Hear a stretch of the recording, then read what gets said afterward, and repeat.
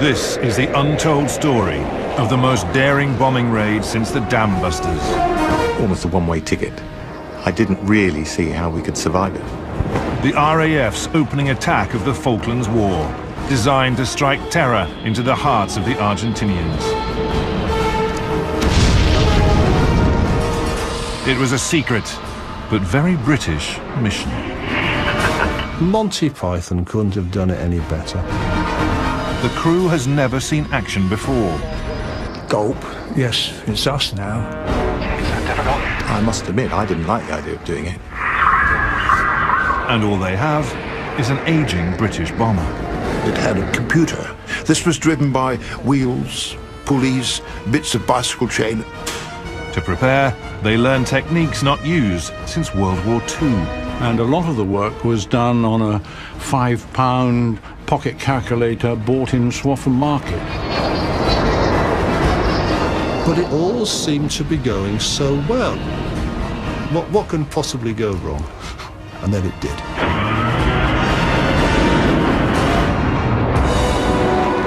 It will be the longest bombing raid in history, if they succeed.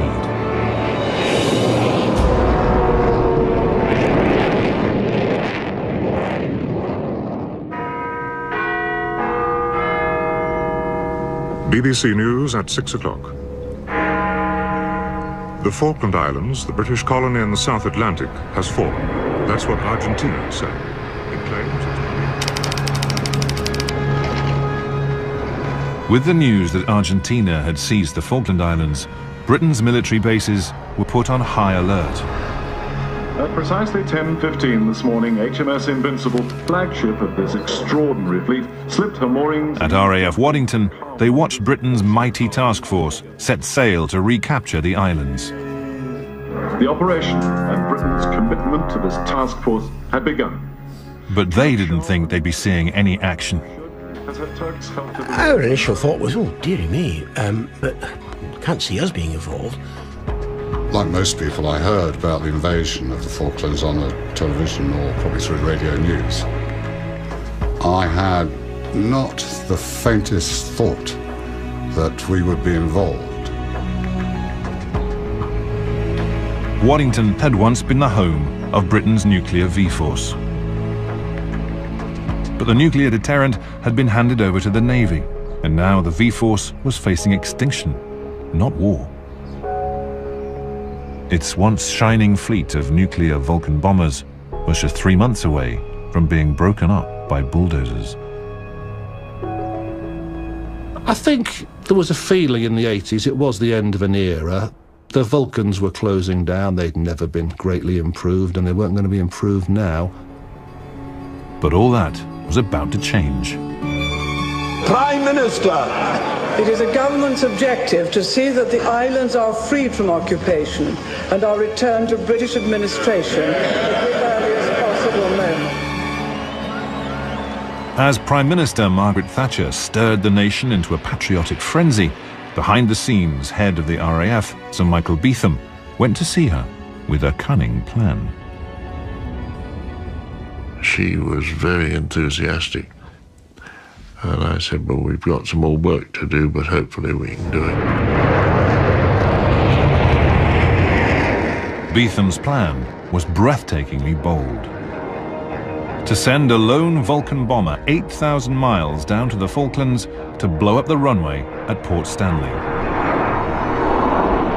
At one stroke, it would stop the Argentinians using the runway as a base to attack the task force, and it would put the fear of God into the Argentinian people that the Vulcan might be back to bomb them.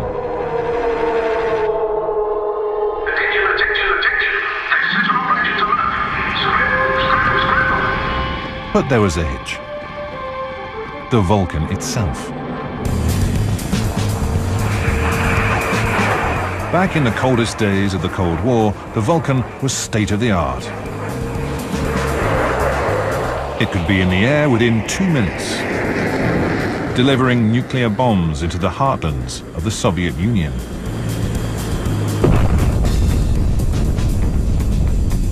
But, devised in the late 1940s by the designer of the Lancaster, the sinister tin triangle was now showing its age.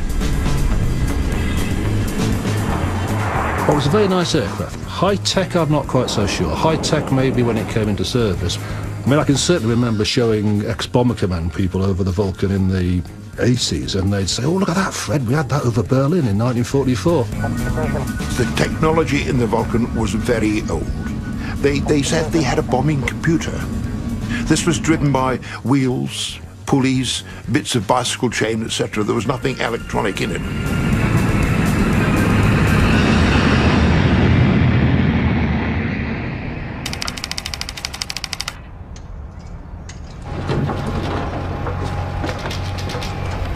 On Good Friday, RAF Waddington was told to prepare for war. At squadron level, people were starting to think, yes, there just might be the final hurrah coming up here. Suddenly, we were making this change from a peacekeeping role, albeit a rather strange one involving nuclear weapons, but a peacekeeping role, to one that would be a warfighting role.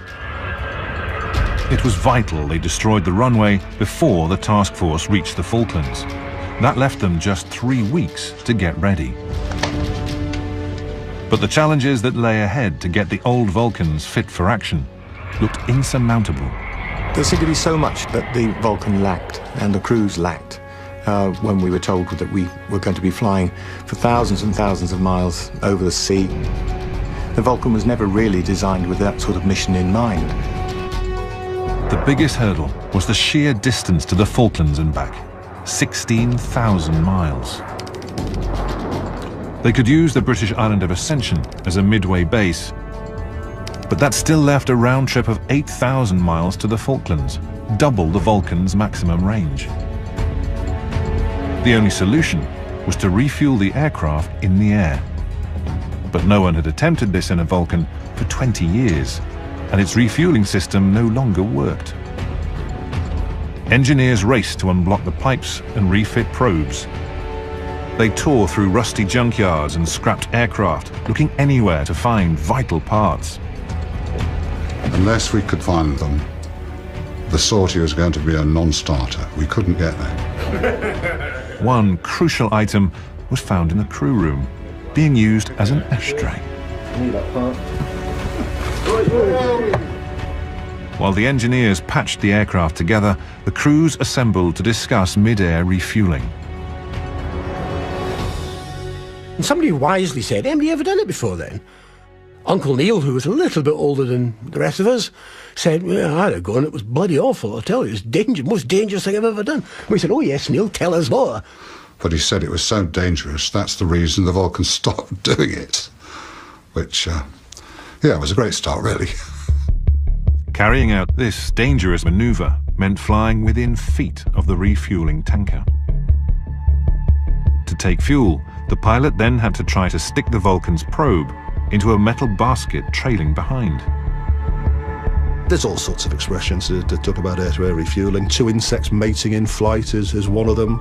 It is, of course, arranging mid-air collisions between aircraft. 3 of the top Vulcan crews were selected for training. But only 1 would fly the mission. The RAF did not have enough resources to refuel more than 1 Vulcan all the way to the Falklands. The chosen pilots were Squadron Leader Alistair Monty Montgomery, a charismatic and tough Scotsman. There was a rumour mill, mainly started by fighter pilots, that only fighter pilots could do this stuff of refueling in the air. So we thought, hey, this is our chance, and we were desperate to have a go at it, believe me. Squadron Leader John Reeve, also eager to have a crack at the runway. And I personally had absolutely no moral qualms whatsoever about doing this. And in terms of, introspection, are we going to get away with this? Well, compared to having a go at Leningrad, Port Stanley every time for me, please, if you don't mind. And lastly, the most junior of the bunch, Flight Lieutenant Martin Withers. I really genuinely thought that I was going to get through my whole time in the RAF. without getting involved in any form of conflict, without actually dropping a bomb on anybody in anger. And I must admit, I didn't like the idea of doing it. But do it they must. And learning to refuel was just the first of many techniques they were going to have to master before they set off for war. Figure, please. We're now closing up. Roger. Closing up behind a big tanker is really quite straightforward, but to actually get the probe into the basket was another matter. I spent the next 15 minutes missing to the left, missing to the right, missing below. 2, 1, in. No. The crews soon find ways of describing the experience. Stabbing a wet donut, shoving very warm spaghetti up a cat's backside. 2, 1. Contact right, pushing.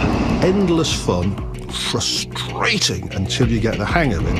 Green on. In peacetime, this would have taken months and months of intensive training. They only have 2 weeks.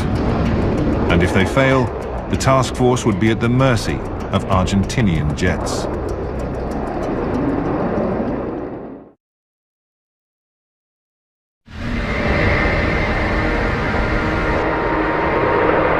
With the Royal Navy Task Force now just 2 weeks away from the Falklands, the pressure was on. In charge of the Vulcan operation to bomb the runway at Port Stanley was Wing Commander Simon Baldwin. He lived on a diet of bacon sandwiches and pipe tobacco. I can't overemphasize how quickly things were happening. I had no time to think. We were just reacting.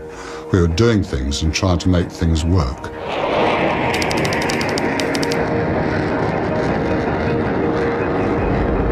Baldwin sent the crews on practice runs to attack the island of Garvey off the coast of Scotland. The crews had been skillfully trained to drop nuclear bombs, but it had been 10 years since they'd done any conventional bombing. Now they had to relearn techniques that dated back to World War II, using the same iron bombs dropped from Lancasters. We dropped these bombs and you felt them go off sort of underneath you. And it was pretty exciting stuff just to do that without anyone shooting at you.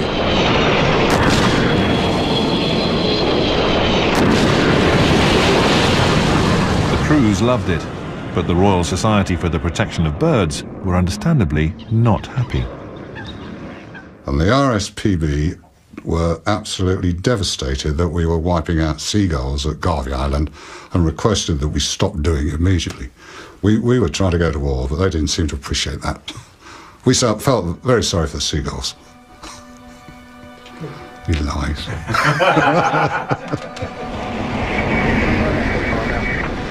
The crews were going to have to hit a runway just 120 feet wide. This demanded a degree of accuracy not normally required with nuclear bombs. With the Vulcan, the accuracy that we had, we'd be quite lucky to hit the runway at all. And while the crew might miss the target, it looked increasingly likely that the Argentinians would hit the Vulcan. When Baldwin received the latest intelligence on the air defences at Port Stanley, it made sober reading. The dossier revealed that the Argentinians had state-of-the-art weaponry, including the Tiger Cat, built by the British. We were going in against the Argentinians with really modern radar-laid guns, big shells, explosive shells that they could fire at goodness only knows how many per second, which could easily shoot a Vulcan out of the sky. And going in at low level at night, I didn't really see how we could survive it. Crews were told to make their wills. You can't get around the fact it's a war, and you write out your will and you take the dog for a walk around Harmston Village and you think, I wonder if I'll ever see that place again.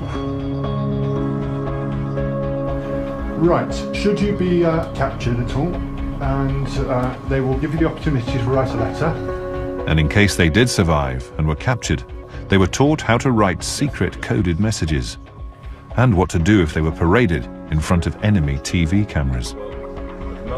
I found it quite amusing when they said, "But if you're telling the truth, scratch the right-hand side of your nose. If you're telling a lie under duress, scratch the left-hand side of your nose." We have to recover those islands, for the people on them are British, of British stock, and they still owe allegiance to the Crown.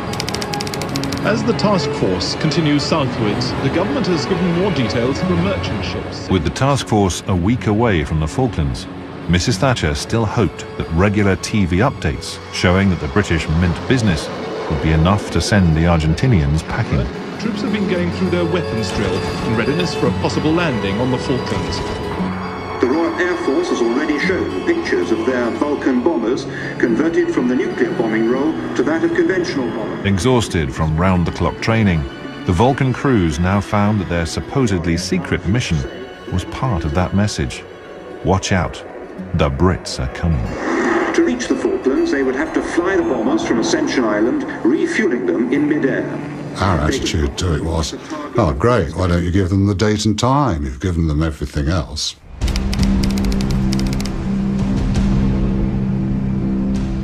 On Monday the 26th, Sir Michael Beetham, head of the RAF, arrived to rally the troops and told them the mission was on. I really wanted then for the crews to see me and to wish them well. They were, after all, embarking, as I told them, on a dangerous mission, but they could do it. Reeve volunteered for the mission. For once, I put myself forward a little bit, because normally I'm not bothered. Give me an aircraft to fly and I'm perfectly happy. But I remember saying, there is no way you can keep me out of this. Reeve landed the top job. Withers was told he would also be flying, but only as backup. Monty was sent to oversee the operation from Ascension. Soon, they would be off to war.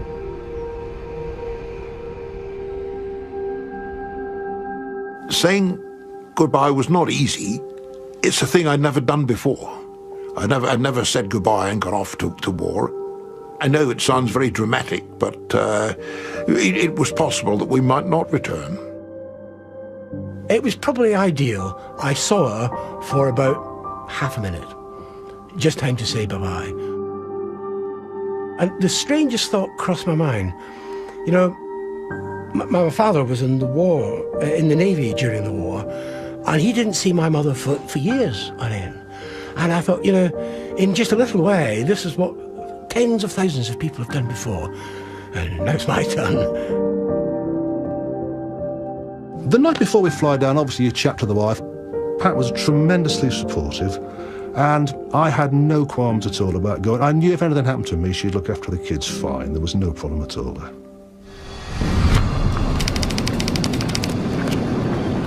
The two Vulcan crews prepared to take off for their midway base on Ascension Island. Please remove all trucks and ground equipment.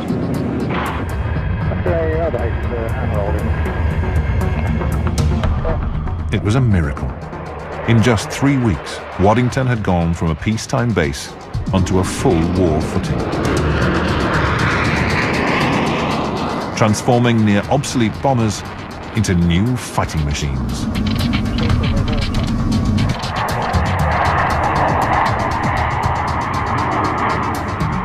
Eight hours later, the two Vulcans were circling the British island of Ascension. This remote volcanic outpost was a perfect base for the attack on Port Stanley. Ascension Island was amazing. It was just unbelievable. I still can remember just sort of circling around and seeing this strange-looking island, a volcanic island. Looked like one big slag heap, really, on the western side. Very unattractive. The place was heaving, absolutely heaving. It really was something where something was happening. You think, oh, quite pleased to be part of this. Ascension had become the busiest airport on the planet.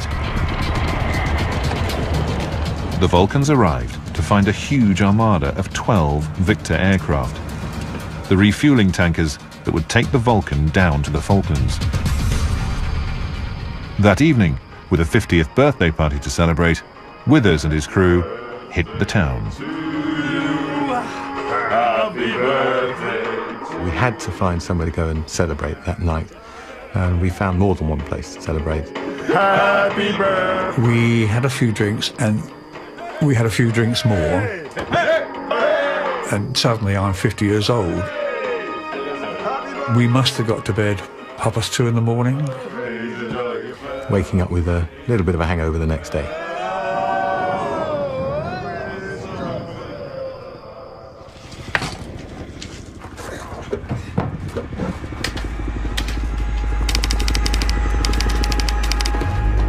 Later that morning, the RAF sent a signal. The mission, codename Operation Blackbuck, was on for 11 o'clock that night. It was time for one final check on the Vulcan's payload. Suddenly you're looking at 1,000 bombs, and you realise that that means business. It was going to take a staggering 11 Victor tankers to refuel the one Vulcan on its 8,000-mile round trip. Group Captain Jeremy Price led the team to thrash out a plan. Yes, what are you saying? The refueling plan was very, very complex. It was something that had never been tried before, and a lot of the work was done on a £5 pocket calculator bought in Swaffham Market. The plan is that this vast armada flies to the first refueling point. Half the Victors refuel the other half, one Victor refuels the Vulcan, and then those aircraft return to base. The procedure is repeated at the next refueling point, and again, until there's just one Victor left to refuel the Vulcan before its final run into the target. And it was really a question of Victors refueling, Victors refueling, Victors refueling, and it went on and on and on. And all the time, the formation was being reduced as one Victor had given all its fuel and had to go back to Ascension. We had never seen anything like this refueling plan. The real unknown was just how much fuel that Vulcan was going to burn. We used the best information we had, but we had a horrible nagging feeling that it might not be good enough. If they'd got the plan wrong, aircraft could end up ditching in the freezing South Atlantic Ocean with no hope of rescue.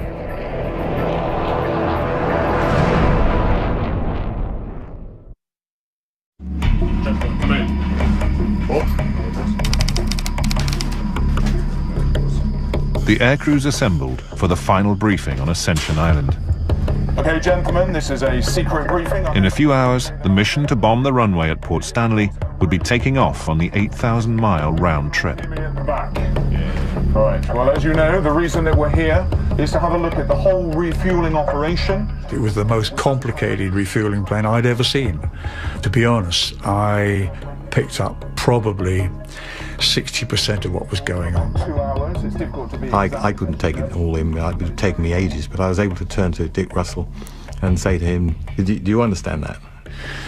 And I had to draw a breath and say, well, yes, I do, with my fingers crossed behind my back. And these are the final points to remember. So, and from that, cup of tea, disperse, out to the aircraft, ready to go. For lead John Reeve and his crew, it would be a hard 16 hours ahead. For reserve Martin Withers' crew, it was supposed to be 4 hours and back for a beer. But that's if Withers could get into the air. He already had a problem. The microphone in his helmet, his bone dome, had stopped working. My first time going to war, and My bone dome doesn't work, and I like my bone dome. I had that sense of security in it. In the back, Gordon Graham, the navigator, was also having to make do. The RAF didn't have any maps of the South Atlantic. Our navigator finished up using a map of the Northern Hemisphere turned upside down. Gordon changed the Azores into the Falklands. When we started the launch on that night, I felt that we had about a 40% chance of success. There was almost a silence, but you could feel this air of expectancy. And then, bang.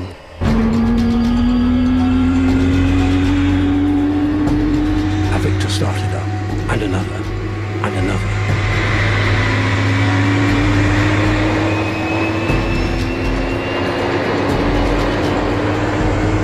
And the noise grew and grew and grew.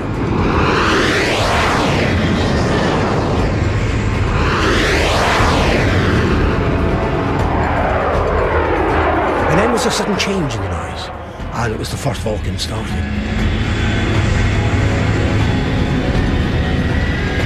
The Vulcan just looked fabulous, menacing, full of authority as it taxied onto the runway.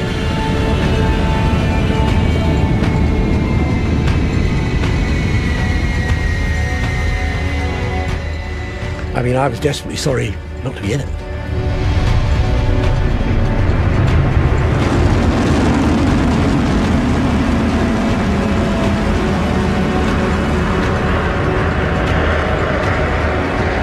But I had a lump in my throat as it went off down the runway, followed by the second one. 2306, second Vulcan. 2308, blue section, 5 aircraft. And then they were gone, and there was silence.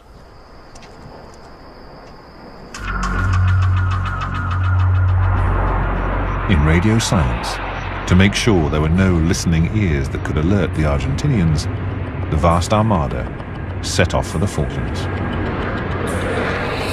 But in the lead Vulcan, it wasn't about to be Reeves' night. Monty Python couldn't have done it any better. It all seemed to be going so well. The engines have started, the aircraft's working. What can possibly go wrong? I could hear this hissing sound from the window. Stand by.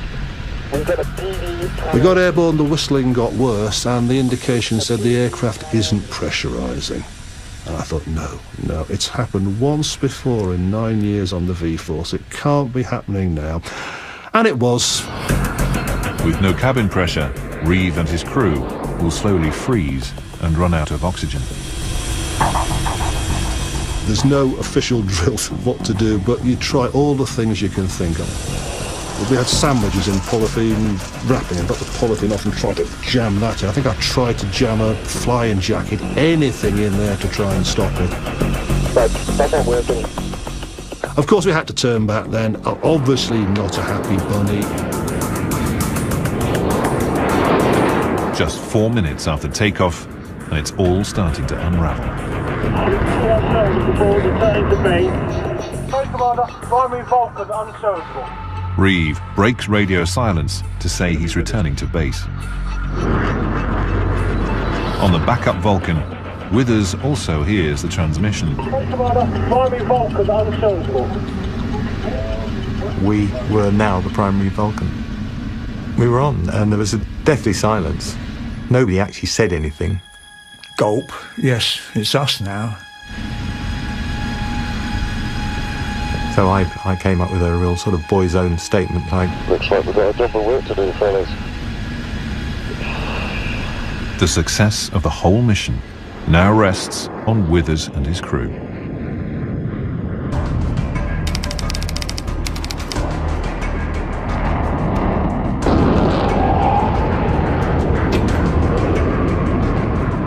Withers starts refueling with the Victors. It's the first of 4 contacts over the 8-hour journey to the Falklands.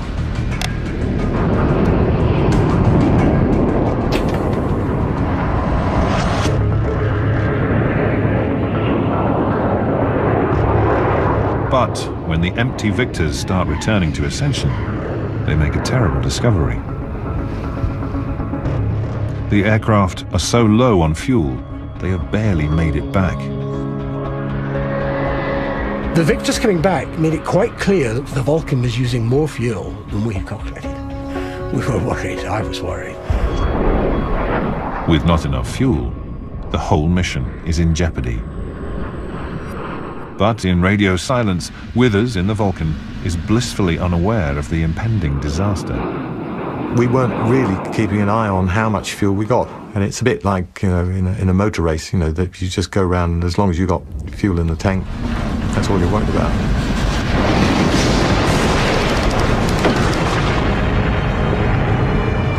Then, with 2 refuelings left, the sortie hits a major electrical storm. It's always the same. When the ships are down, you run into turbulence. And did we run into turbulence? And it's now that the last 2 remaining Victors must refuel. Flying in the rear Victor, Bob Tuxford knows if he can't get fuel, the mission is over.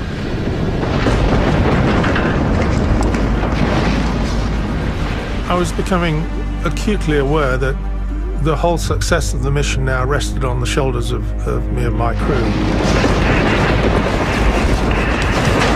Okay, I need to back off a little bit. Christ, this is difficult. It's all over the bloody place.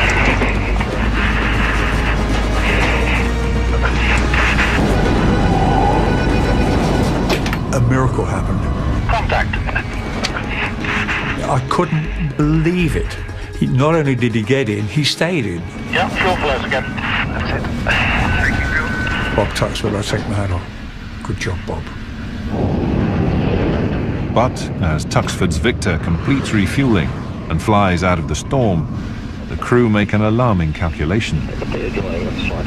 There isn't enough fuel. We were well short, to the point where we wouldn't actually be able to make the island back at Ascension. Tuxford asks the crew what they want to do.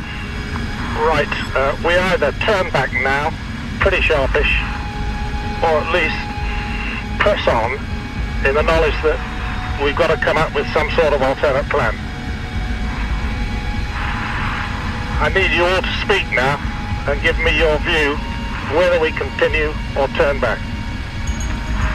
Without hesitation, each one of my 4 crew members said that we've come this far, we'll press on. Their decision means that they may be forced to ditch with little hope of rescue.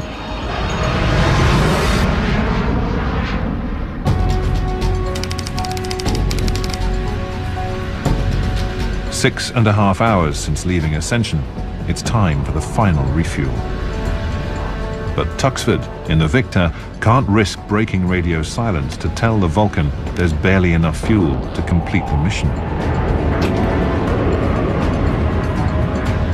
Everything seemed to be going well, taking fuel quite normally, and then, much to my surprise and Dick's surprise sitting beside me, they put the light on. Okay, Eddie, give him the lights.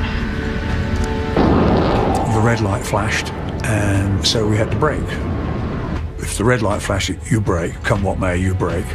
Bloody hell, how much have they given us? But I said, this must be a mistake. £5,000, Captain. Because, you know, we still need about another 7,000 pounds of fuel. We'll have to abort the mission. The Vulcan had expected a full tank.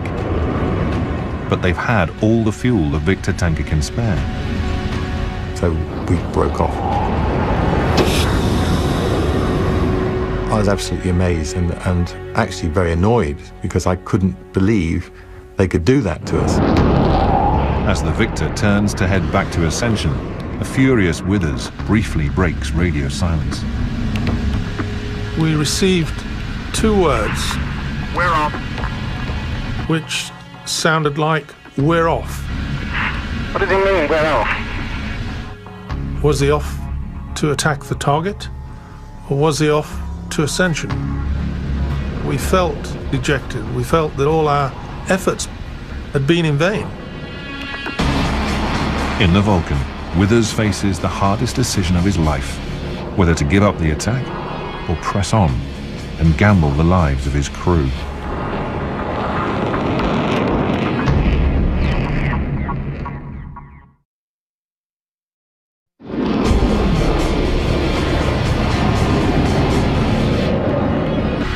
Captain Martin Withers and his crew are within striking distance of the runway at Port Stanley. But their Vulcan bomber doesn't have enough fuel to get back to base. In theory, we should have then gone back to Ascension and aborted the whole attack. But because we'd come this far and the whole force had come this far, Martin decided we would carry on. I made it clear that that was what I wished to do. Nobody tried to say otherwise, so we pressed on.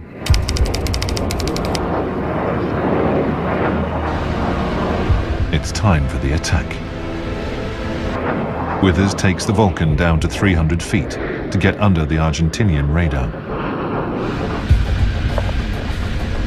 But navigator Gordon Graham can't work out exactly where they are. All his navigation systems are showing different positions. If we don't know where we are relative to the island, we could bomb anywhere. We could bomb the town itself. They switch on the ground scanning radar to get a fix. But this risks the Vulcan being picked up by the Argentinian defenses. On the radar screen, there was nothing. Withers chances taking the Vulcan higher to see if that will help. Bang! The Falkland Islands appeared right in the middle of the radar screen, only about a mile away from where we'd thought we were. However, just as we got up to about 500 feet, I suddenly picked out a search radar. Echo found radar, 12 o'clock. The Argentinians have spotted them. But there's no turning back. Withers must now climb up for the final run-in.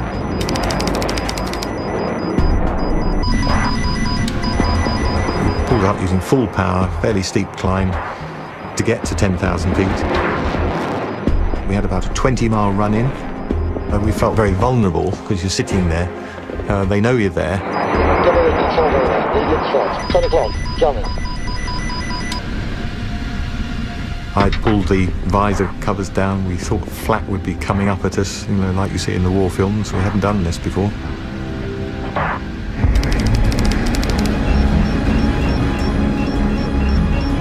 Getting fairly close, we suddenly got a lock-on from one of their fire control radars. So I thought, what can I do? So I switched on the -10 jamming pod, so that they'd be fooled into thinking we were in a different position.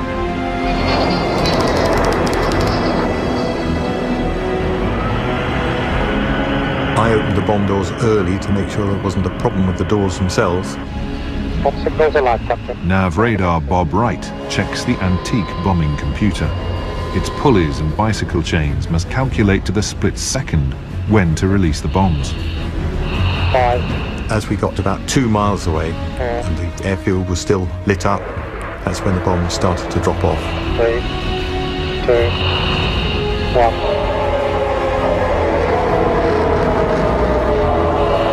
Bombs going. And they dropped off at half-second intervals, 21 bombs. From 10,000 feet, it'll take 20 seconds for the bombs to hit the ground. Once the last bomb went, Martin pulled the stick climbing turn to the left to get away from any Argentinian air defense threats. The sky opened up a short while after that with every gun blazing.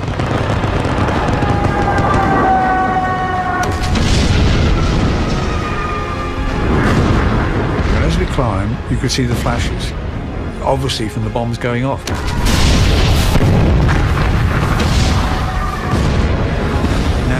I felt a bit sorry for the people on the ground. I mean, not every day in your life you drop live bombs on on somebody. We had no idea at that point whether the bombs had actually hit the runway. It was a real sort of, all over, you know, I'm safe now, even though, yeah, we still did have quite a major problem to cope with. They still have to find their refueling tanker in thousands of square miles of Atlantic, and they have only a few hours of fuel left. But just as they thought they were out of range of Argentinian missiles, the whole of my radar warning receiver front sector lit up with threats.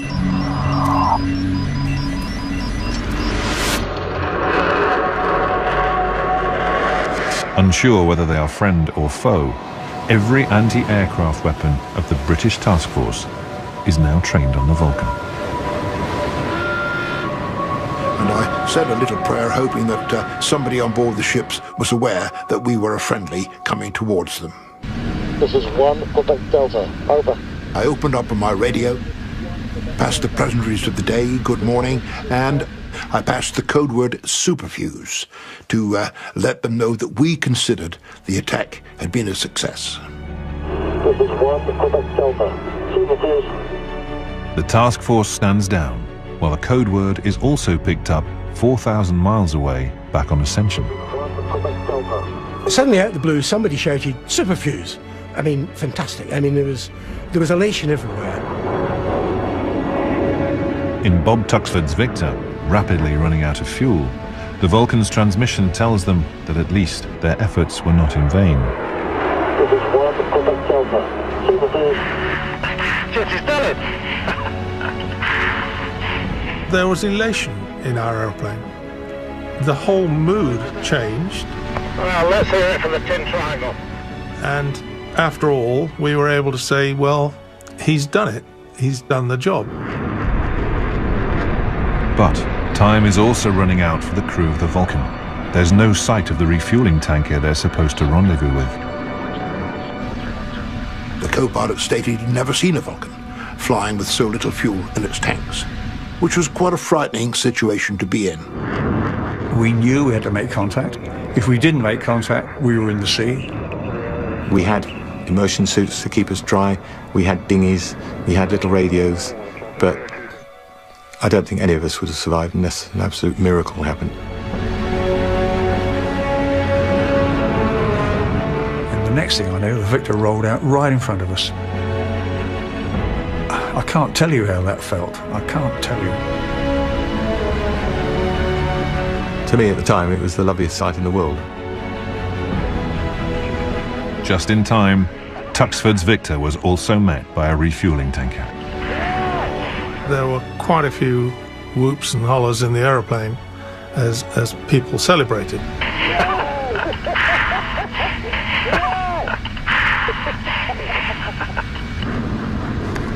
And as the Vulcan neared Ascension, it was time for them to celebrate too. Pryor puts on Chariots of Fire. I put that on the AO's tape recorder and we played it at full blast.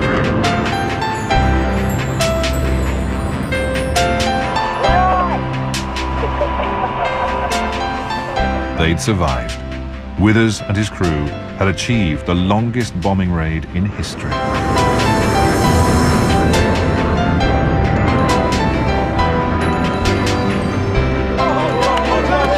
Thanks to 13 Victor tankers and 65 Victor crew. Not least to the final Victor that had sacrificed its fuel to get the Vulcan on target.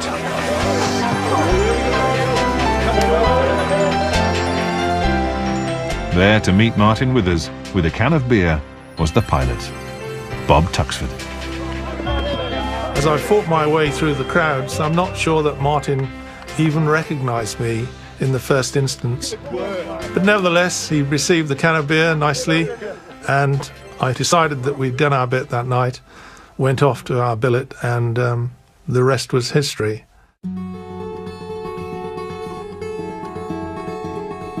We didn't hear whether we'd hit the runway until at least 24 hours later.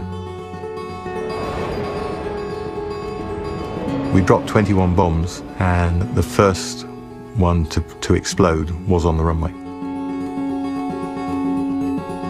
The bomb put an end to Argentinian ambitions to use the runway for fast jet attacks on the task force. But it had been a close call. Just half a second later in releasing the bombs, and they might have missed altogether. The impact of that one bomb was to be felt far beyond Port Stanley airfield.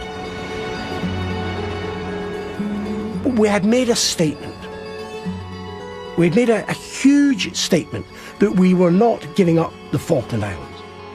Once that first bomb tumbles out of Martin's bomb bay, it's a declaration of war. It was the opening shot of hostilities, and there was no going back.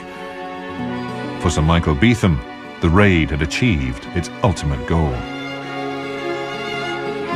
The effect on the Argentinians was that they could see that if we could do that, we could also do much more. Frightened that their cities would be attacked, the Argentinians withdrew their fighters to the mainland. The result was fewer Argentinian air attacks on British troops and ships. But for the Vulcan, the Falklands War was its first and last action. 6 months after the war, it was scrapped. Withers Vulcan 607 now rests in peace beside the runway at Waddington, where, almost 30 years ago, it raced off to the Falklands.